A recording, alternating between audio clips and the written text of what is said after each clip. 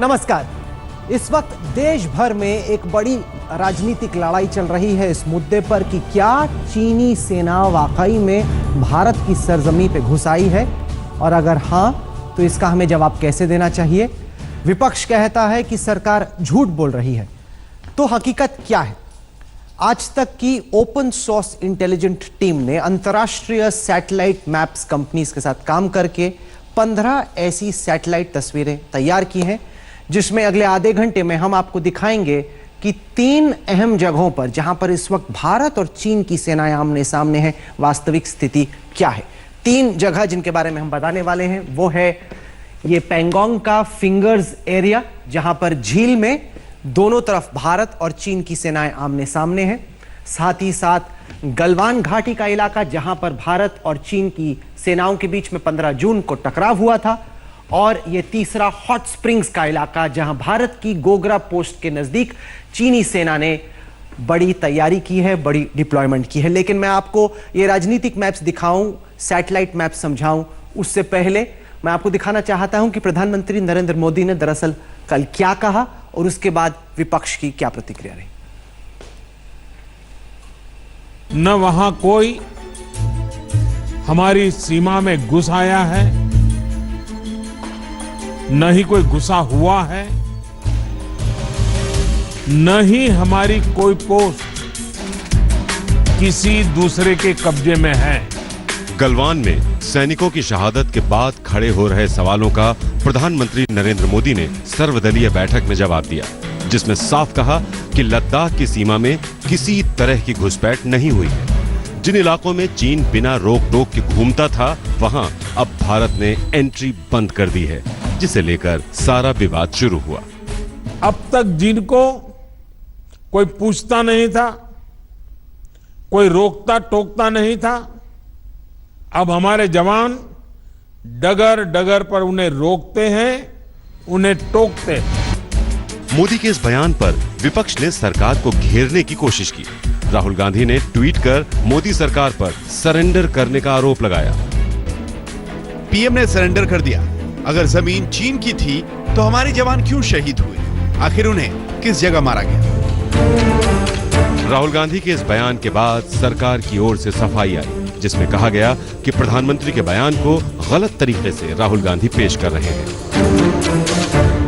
प्रधानमंत्री ने यह साफ कर दिया था कि लाइन ऑफ एक्चुअल कंट्रोल यानी एलएसी पर हमारी तरफ स्ट्रक्चर खड़ा करने की चीनी कोशिशें 16 बिहार रेजिमेंट के जवानों ने बहादुरी दिखाते हुए नाकाम कर दी थी। हमारे जवानों की बहादुरी के चलते हमारी सीमा में चीन की कोई मौजूदगी नहीं है।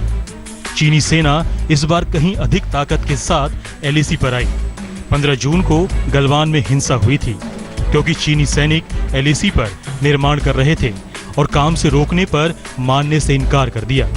बैठक में प्रधानमंत्री के बयान 15 जून को गलवान में हुई घटना पर आधारित थे, जिसमें 20 सैनिकों की जान चली गई थी। राहुल के बयान को भारत सरकार ने दुर्भाग्यपूर्ण बताया। वहीं बीजेपी अब राहुल गांधी पर हमलावर हो गई।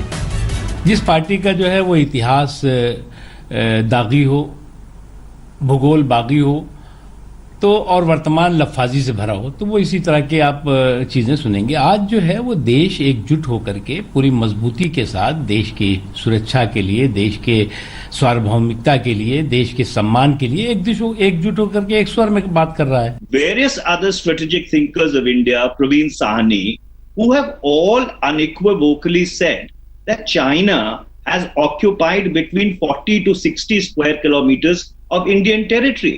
So essentially what the Prime Minister of India is then saying that all these very distinguished analysts, some of them who've been Northern Army commanders, are essentially lying. जिस जगह पर झड़प हुई, चीन का झूठा दावा है कि गलवान का वो हिस्सा कई सालों से चीन का हिस्सा है, जिसे लेकर विवाद शुरू हुआ। गलवान घाटी लाइन ऑफ एक्चुअल कंट्रोल के चीन वाले इलाके में है। कई साल से चीन की सेना इस इलाके में पहरेदारी करती आ रही है। बहरहाल गलवान को लेकर हिंदुस्तान की सियासत गर्म है, जहां सर्वदलीय बैठक में सरकार के जवाबों से राहुल गांधी संतुष्ट नजर नहीं आ रहे। आज तक ब्यूरो।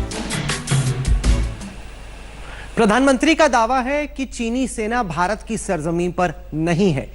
विपक्ष का आरोप है कि सरकार झूठ बोल रही है। तो हकीकत है क्या?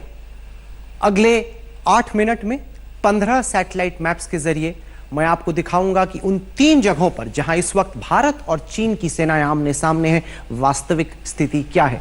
सबसे पहले हम आपको दिखाएंगे गलवान घाटी की सैटेलाइट तस्वीर, जहां पर भारत और चीन के बीच ये मुठभेड़ हुई। साथ ही साथ हम आपको दिखाएंगे पैंगोंग इलाके की तस्वीर, जहां पर इस वक्त भारत और चीन के बीच में सबसे बड़ा बिल्डअप हो रखा है। और आखिर में मैं आपको दिखाऊंगा हॉट स्प्रिंग की तस्वीर, जहां सैटेलाइट मैप पे आप देख पाएंगे कि चीन की सेना ने कितना बड़ा मिलिट्री बिल्डअप किया है।